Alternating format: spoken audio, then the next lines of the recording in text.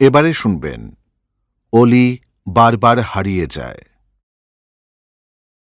অনিরুদ্ধ বিলেতের এক বিশ্ববিদ্যালয়ে পড়তে চলে যাওয়ার পর বিপ্রদাস ও লতার জীবনে একাকিত্ব জেঁকে বসেছে। অনি যে তাদের জীবনে সবসময় ছিল তা নয়। 20 বছর হয় সে জন্মেছে তাদের ঘরে। তার আগে 2 বছর বিপ্রদাস লতাকে নিয়ে একাই জীবন কাটিয়েছে। তখন নিজেকে এক মুহূর্তের জন্যও একা মনে হয়নি। পালা পার্বণে সবসময় একসাথেই ছিল। আজও 22 বছর পর দুজন কাছেই আছে। শুধু গেল 20 বছর ধরে দুজনের মাঝে যে মানুষটি সারাক্ষণ বিরাজ করেছে তাকে তার স্বার্থেই বিদেশে পাঠিয়ে দিয়েছে তারা। প্রায় 3 মাস হল সে কাছে নেই। প্রতিদিনই কথা হয়, চেহারা দেখা হয় ভাইবার কিংবা স্কাইপিতে। ভালো আছে অনি। নিজের জীবনকে সাজিয়ে নেয়ার স্পৃহায় সে মগ্ন।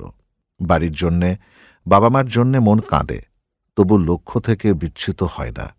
মা খুশি, বাবা খুশি, তারপরও দুজনের একাকিত্ব ঘুঁচে না। পার্বণ এলে আরও প্রকট হয়। তেমনি এক পার্বণকাল, নতুন বছর। অনি আতুর ঘরে থাকতেও বিপ্রদাস তাকে কোলে চড়িয়ে হাঁটা দিয়েছে রমনায়। বড় হয়েও সে তার বাবা মায়ের সাথে সেখানে হেঁটেছে। কাল সকালে তাদের সাথে থাকবে না অনি। আজ সন্ধ্যায় আপিস থেকে ফিরে সকালের প্রস্তুতির কথা ভাবছে বিপ্রদাস। আলমারি খুলে লন্ড্রি থেকে আসা ভাঁজ করা কাপড়গুলির দিকে তাকিয়ে আছে। কোন পাঞ্জাবিটি পরা যায় চিন্তা করছে। গেল বছর যেটি পরেছিল তা গায়ে চড়াতে মন চাইছে না। লতার জন্য শাড়ি কেনা হয়েছে বটে, নিজের কিছু হয়নি। অনি থাকলে পিতা পুত্র একসাথে দোকানে যেত। কাপড়গুলোর দিকে তাকিয়ে থাকতে থাকতে বিপ্রদাসের মনে হল কাল অনির একটি পাঞ্জাবি পরলে কেমন হয়। এতদিন ছেলের কাপড় চোপড়ে অনির ঘরে গিয়ে প্রায় বসা হয়, তবে আলমারি কখনো খোলেনি। নিজের আলমারির ডালা আটকে গেল ছেলের ঘরে। আলমারির তালায় চাবি ঝুলছে। খুলে দেখল সবকিছু ভাঁজ করে সারি সারি সাজানো। ওর মাও এমন সাজাতে পারে না। গোছানো দেখে মনে হচ্ছে কোনো এক সময় এগুলো সে আবার ব্যবহার করতে চায়। হ্যাঙ্গারে ঝোলানো কয়েকটি শার্ট, পাঞ্জাবি ও সোয়েটার জ্যাকেট। 2টো পাঞ্জাবি ঝুলছে, লাল ও গেরুয়া। লাল পাঞ্জাবিতে হাত বোলাল বিপ্রদাস। গোটানো হাতটি নিজের নাকের কাছে ধরে গন্ধ নিল।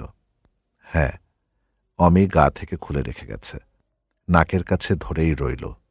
ছেলের গায়ে সুগন্ধি মেশানো গন্ধ নিতেই মনে হল অনির এই পাঞ্জাবিটি সে কাল বর্ষবরণের অনুষ্ঠানে পরবে। তার সন্তান যে কাপড় পরে রেখে গেছে সেটিই পরবে। একটু ইস্ত্রি করতে হবে। হাতে নিয়ে লিভিং রুমে এসে আয়রনিং প্যাডের কাছে এসে ইস্ত্রি চালিয়ে দিল। ছেলের কাপড় কাল পরবে বলে ভালো লাগছে তার। ঠিক তখনই ফোনটি এলো। হাতের কাছেই ছিল, অজানা নম্বর। তখনও ইস্ত্রি করা শুরু করেনি। 2-3 সেকেন্ড ভাবল অজানা নম্বর ধরবে কিনা। ভিওআইপিতে ভর করে কোনো বিদেশি নম্বরও তো হতে পারে। ধরার সিদ্ধান্তই নিল। ওপাশ থেকে একটি তরুণী কণ্ঠ তাকে আদাব দিল। সেও উত্তর দিল। মেয়েটি বলল, আঙ্কেল, আমার নাম প্রিয়াঙ্কা, আমি অনির ফ্রেন্ড। আমি কি আপনার সাথে একটু দেখা করতে পারি? It's urgent. মেয়েটির কণ্ঠে বিহ্বলতা মিশ্রিত এক ধরনের তাগিদ আছে। বিপ্রদাস তার ছেলের এই বান্ধবীকে চেনে। অনেকবার তাদের বাড়িতে এসেছে। তার বাবা স্বাস্থ্য মন্ত্রণালয়ের যুগ্ম সচিব, তার সাথেও পরিচয় আছে। তবে অনির অনুপস্থিতিতে তার বান্ধবী তার সাথে দেখা করতে চাইছে, ব্যাপারটি স্বাভাবিক মনে হল না।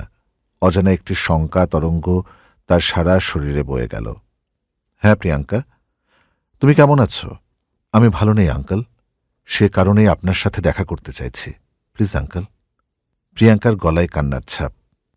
বিপ্রদাসের ভয় আরও বেড়ে গেল। ফোনে বলা যাবে না? আমি শুনছি, বলো। না আঙ্কেল, আমি দেখা করে বলতে চাই। আমি আপনাদের বাসার নিচেই আছি, পারমিশন দিলে উপরে আসতে চাই। বিপ্রদাস ভড়কে গেল। বিপদে পড়ল না তো মেয়েটি? অনির অনুপস্থিতিতে সে কেনই বা তাদের বাড়িতে আসতে চাইবে? অনির মা বিছানায় এলিয়ে বই পড়ছে। তাকে বলবে কিনা ভাবল। বলারই সিদ্ধান্ত নিল। তবে ফোন হাতে ড্রয়িং রুমে গিয়ে প্রিয়াঙ্কাকে ওপরে আসতে বলে ফোন রেখে দিল।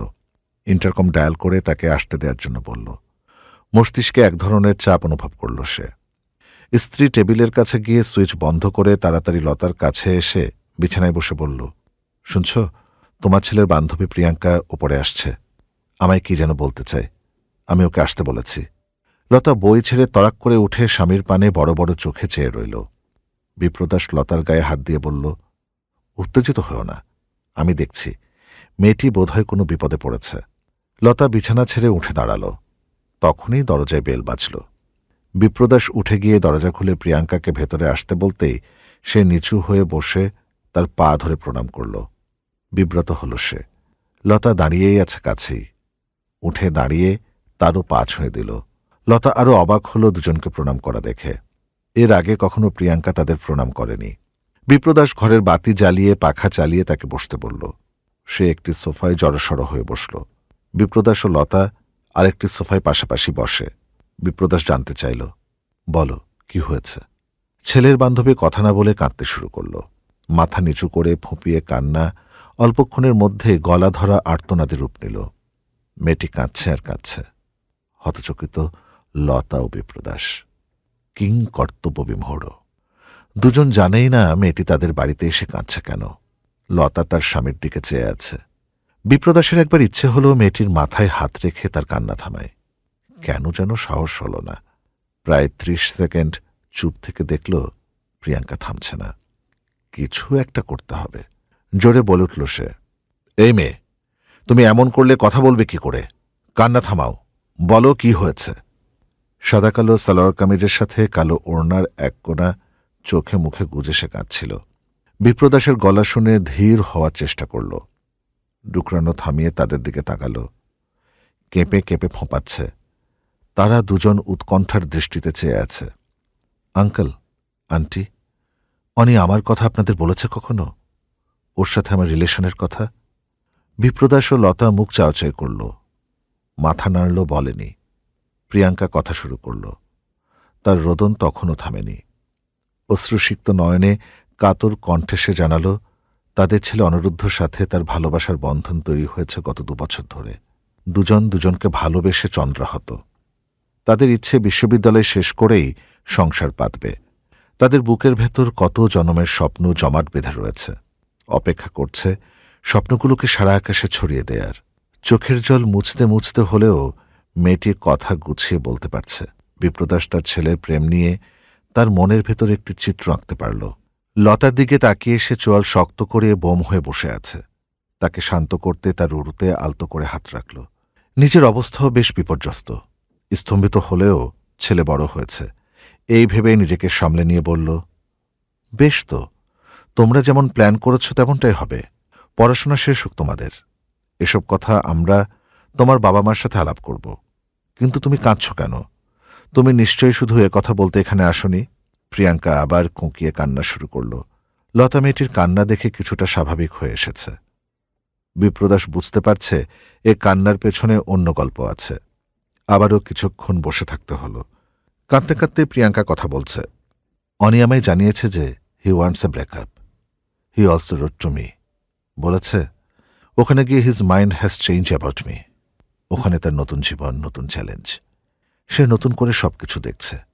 আমি ওখানে থাকলেও কথা ছিল। এখন he doesn't want to continue with me. আমি এখন কি করব? I am just lost. থামল প্রিয়াঙ্কা। আবারও বলল, I want you to help me please uncle. Would you please talk to him so that he doesn't ditch me like this? I am begging you. একালে ছেলেমেয়েরা বাংলা ইংরেজি মিশিয়ে কথা বলে, বিপ্রদাস তা জানে, তার ছেলেও বলে। এতক্ষণ নিজের ছেলের বাবার আসনে বসিয়ে মেয়েটির সাথে কথা বলছিল। বাংলা ইংরেজি মিশিয়ে বললেও প্রিয়াঙ্কার আকুতি সে অনুভব করল। মেয়েটির সত্যি তার ছেলের প্রেমে পড়েছে। তবে প্রেম ভিক্ষে চাইতে কেউ প্রেমিকের বাবা মায়ের কাছে চলে আসে তা তার জানা ছিল না। তার তারুণ্য আমলেও এমন কথা সে শোনেনি, দেখেনি। মেয়েটির অশ্রুপ্লাবিত অনুনয় বিপ্রদাসকে বাবার আসন থেকে হিঁচড়ে নামিয়ে এক প্রেম বর্জিত মানুষের পথের পানে ঠেলে দিল। এ প্রত্যাখ্যান এক ধাক্কায় তাকে ৩০ বছর আগে ঘটে যাওয়া একটি সময় নিয়ে আছড়ে ফেলল। সে আর কথা বলতে পারছে না। প্রিয়াঙ্কার মিনতি তাকে তার ২৩ বছর বয়সের এক অনুভবের কথা মনে করিয়ে দিয়েছে। তার জীবন থেকে হারিয়ে যাওয়া এক নীহারিকার স্মৃতি আকাশের কালো দেয়াল ফেটে নিংড়ে বেরিয়ে এলো। সেদিন এমনই এক সন্ধ্যায় বিপ্রদাস অনামিকা চৌধুরীর আলমারি থেকে লেখা চিঠি পেয়েছিল। প্রকৌশল বিশ্ববিদ্যালয়ে পড়ত দুজনেই। প্রণয় হয়েছিল ২য় বর্ষে পড়ার সময়। একজন যন্ত্র প্রকৌশল আর একজন স্থাপত্যকলা। বিপ্রদাস হোস্টেলে থাকত, অনামিকা তাদের ধানমন্ডির বাড়িতে। প্রেম ও পড়াশোনায় ব্যস্ত সময় কাটিয়ে দুজন যখন কাজ শুরু করবে, তখনই হঠাৎ করে অনামিকা আরও লেখাপড়া করার জন্য ওয়াশিংটনের একটি বিশ্ববিদ্যালয়ের বৃত্তি পেয়ে যায়। বিপ্রদাস সরকারি কাজে তখনও যোগ দেয়নি। দুজনের কেউই বিদেশে যেতে চায়নি। তারা চেয়েছিল ঘর বাঁধতে। খেলার ছলে অনামিকা আমেরিকার কয়েকটি বিশ্ববিদ্যালয়ে লিখেছিল। হয়েও গিয়েছিল তার বৃত্তি। বাবা মায়ের চাপে সিদ্ধান্ত নিয়েছিল সেখানে পড়ার। তবে বিপ্রদাসকে প্রতিজ্ঞা করেছিল পড়া শেষ হলেই ফিরে আসবে, কয়েকটি বছর মাত্র। উড়ে যাওয়ার সময় অবশ্য বিপ্রদাসকেও টানাটানি করেছিল পড়তে চলে আসার জন্য। নিজের ইচ্ছে নেই, তবুও প্রেমিকাকে ভালোবেসে চেষ্টা করতে চেয়েছিল। তার নিজের বড় ভাই থাকেন সেখানে। সে তার বাবা মাকে দেশে রেখে কোথাও যেতে চায়নি। অনামিকা চলে যাওয়ার দিন থেকেই প্রতিদিন তার কাছে চিঠি লিখত বিপ্রদাস।